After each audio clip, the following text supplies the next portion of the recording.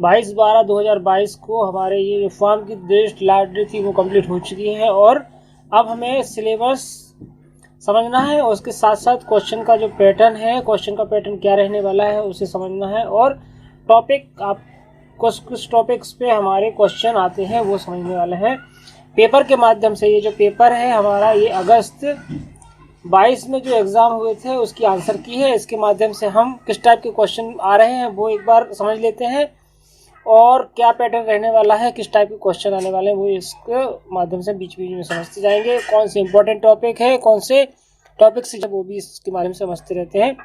पहला जो वीडियो था वो फर्स्ट पार्ट में हमने 15 क्वेश्चन तक यहाँ पर कवर कर ली थी। आज की जो वीडियो है इसमें हम 16 से आगे के क्वेश्चन इसमें कवर करने वाले हैं, तो बने रहिए अंत तक और देखिए क्या टाइप से क्वेश्चन इसमें आते हैं। तो स्टार्ट करते हैं आज का वीडियो। और इससे पहले आपसे रिक्वेस्ट है कि इस चैनल पे आप नए हो तो अपने इसको जरूर सब्सक्राइब कर लें, क्योंकि मैं इसके अंतर्गत आपको एनएचएम से होने वाले जो एग्ज़ाम है उसका अपकमिंग जो एग्ज़ाम है उसकी तैयारी आपको क्वेश्चनों के माध्यम से कराते जाऊंगा। और यदि आपको ये वीडियो अच्छा लगता है तो इसे ज़रूर लाइक करके रखें और अपने दोस्तों के साथ शेयर करें जिससे उनको भी इसका फ़ायदा मिल सके। तो चलो स्टार्ट करते हैं आज का क्वेश्चन और देख लेते हैं क्या है। तो पहला क्वेश्चन था हमारा कि विच of the following glands has both endocrine and exocrine function. तो आपको बताना है कि ऐसा कौन सा ग्लैंड है जो एंडोक्राइन और एक्सोक्राइन का काम करता है। तो आपको पता है कि पैंक्रियाज एक ऐसा ग्लैंड है जो एंजाइम को भी सीक्रेट करता है, उसके साथ साथ हार्मोन भी सीक्रेट करता है। तो जो पैंक्रियाज है वो क्या है, एंडोक्राइन और एक्सोक्राइन दोनों रूप से काम करता है। Which of the following test is done in patients suspected to have hyperfunctioning या फिर hypofunctioning of adrenal glands। तो फंक्शन है तो सीरम कोर्टिजोल करके जो टेस्ट होता है इससे इसका अनुमान लगाया जाता है कि विच of the following is the best antacid for gastritis. तो आपको बताना है कि कौन सी मेडिसिन है जो सबसे ज़्यादा काम करती है गैस्ट्राइटिस में, सबसे अच्छा काम करती है। क्वेश्चन के अंतर्गत आपको पता है कैल्शियम कार्बोनेट दिया हुआ है, aluminium hydroxide with magnesium carbonate है और रेवेप्राजोल है और ऑल ऑफ द एबव। तो आपको पता है aluminium hydroxide and magnesium carbonate जो कि एंटासिड आपका डाइजीन के अंदर का जो कॉम्बिनेशन होता है उस टाइप का कॉम्बिनेशन आपको यहाँ पर दिया हुआ है और ये सबसे ज़्यादा वर्क करता है काहे में, एंटासिड जो रहते हैं ना एसिडिटी के पेशेंट उसमें काम करता है। The possible immediately complication after gastric surgery are of the following except. तो एक्सेप्ट वाले क्वेश्चन पे आप हमेशा ध्यान रखें कि जहाँ एक्सेप्ट क्वेश्चन आता है इसका मतलब होता है नॉट।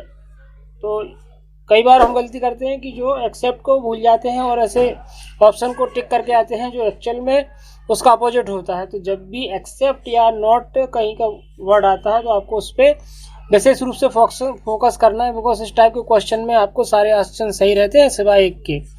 तो आपको बताना है कि इमीडिएटली कॉम्प्लिकेशन किस वाले पेशेंट को, जो गैस्ट्रिक सर्जरी का जो पेशेंट है, मेडिकल सर्जिकल एक क्वेश्चन है, मतलब मेडिकल सर्जिकल भी आपको कंप्लीट करके रखना है, बेसिक तो इसमें से पूछ रहे हैं।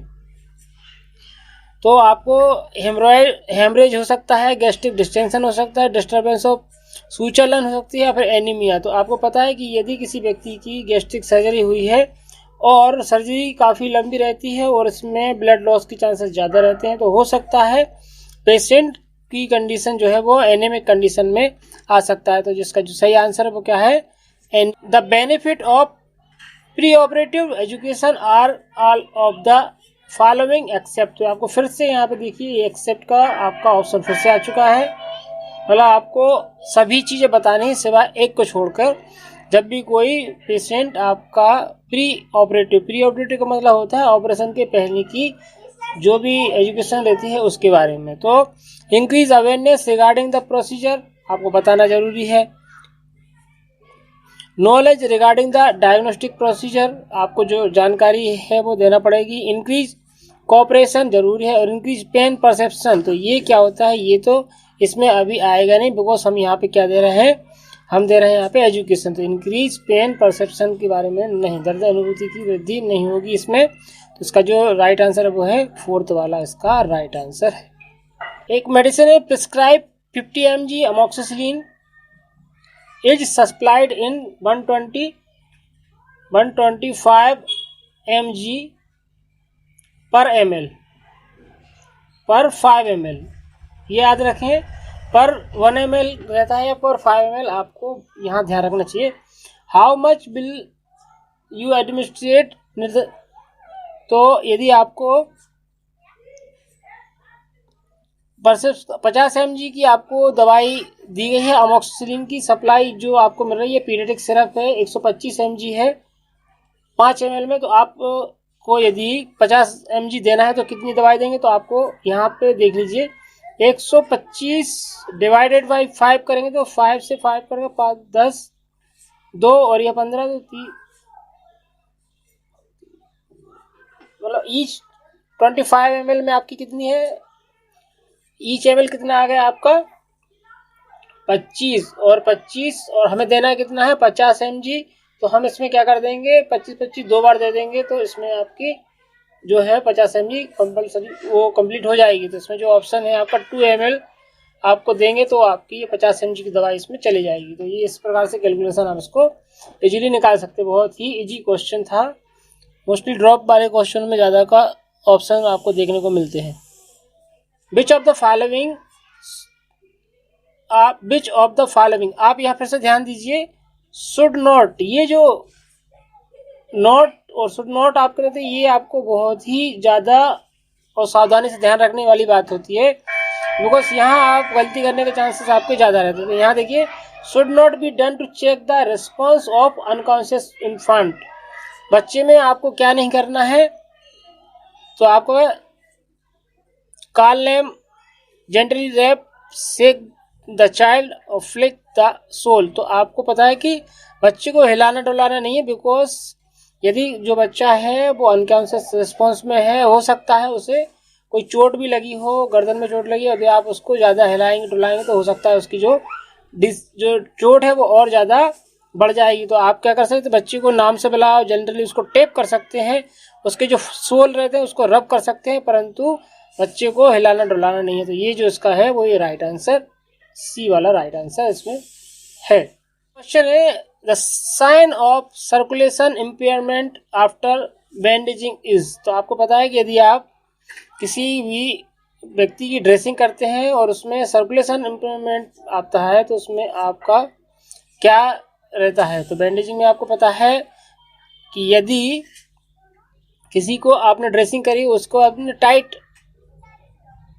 बांध देंगे तो उसकी जो ब्लड सर्कुलेशन है वो क्या हो जाएगा, कम हो जाएगा। उसकी वजह से क्या होगा, ब्लू स्किन और परमानेंट वेन, जो वेन्स है वो एकदम डायलेटेड हो जाएंगी उसके बैक साइड की, और उसकी जो आगे साइड का जो पोर्शन है, सपोज आपको फॉर एग्जाम्पल आपको पता है कि ये आप किसी भी व्यक्ति का हाथ है और आपने यहाँ उसको बैंडेज की है, तो हो सकता है कि इस तरफ की जो वेन्स रहे ये वाली, ये आपकी डायलेटेड करे और इस तरफ का जो हाथ रहेगा वो आपका ब्लू कलर से या फिर साइनोसिस की कंडीशन यहाँ पे दिखेगी।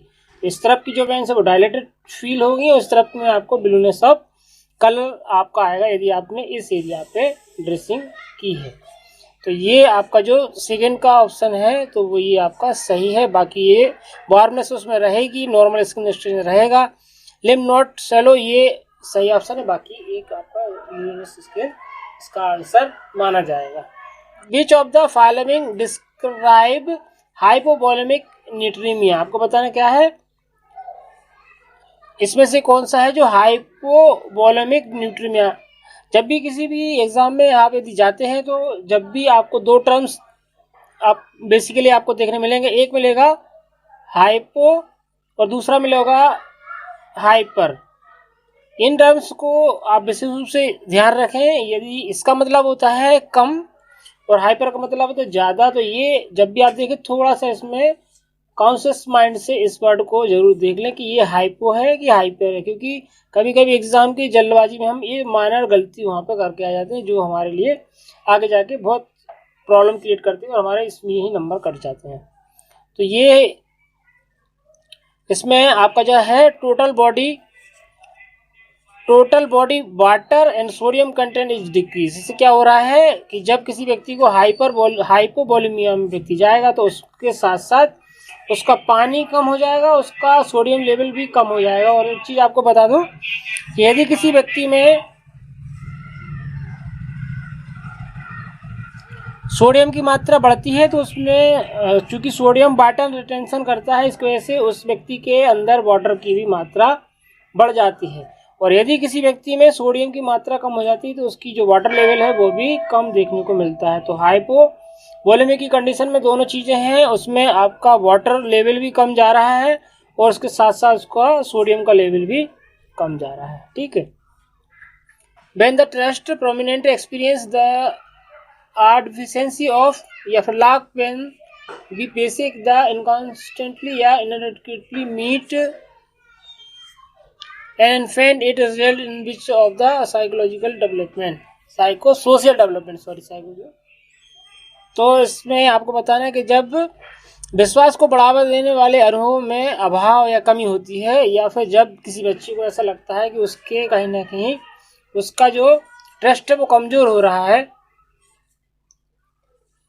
और जब एक शिशु में बेसिक संग्रहण या अपर्याप्त रूप से मिलते हैं तो इसका परिणाम मनोसामाजिक विज्ञान में होता है। तो उसमें क्या होता है, मिसट्रस्ट वर्सेस ट्रस्ट जो ऑप्शन बनता है, जो सिग्मॉइड फ्रॉइड की, आई थिंक सिग्मॉइड फ्रॉइड की थ्योरी है, उसके अंतर्गत जो ट्रस्ट वर्सेस मिसट्रस्ट की जो कॉन्फ्लिक्ट होता है उसमें से क्या होता है, मिसट्रस्ट होता है। यदि किसी भी बच्चे में किसी भी मदर के प्रति विश्वास जड़ता है तो उसमें ट्रस्ट का अनुभव होता है, और यदि उसमें विश्वास या अविश्वास की कंडीशन बनती है और इसका जो परिणाम होता है उसमें क्या होता है, मिसट्रस्ट की ये आपकी कंडीशन बनती है। एडमिनिस्ट्रेशन ऑफ एनाल्जेसिक्स क्या है, administration of analgesic before the child experience the pain या before the surgery is perform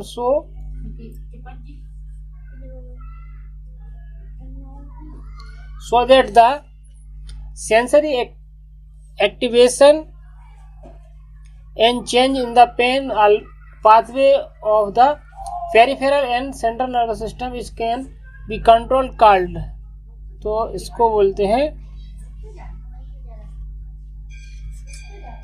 pre एम्पेटिक analgesic. क्या बोलेंगे, प्री एम्पेटिक एनाल्जेसिक।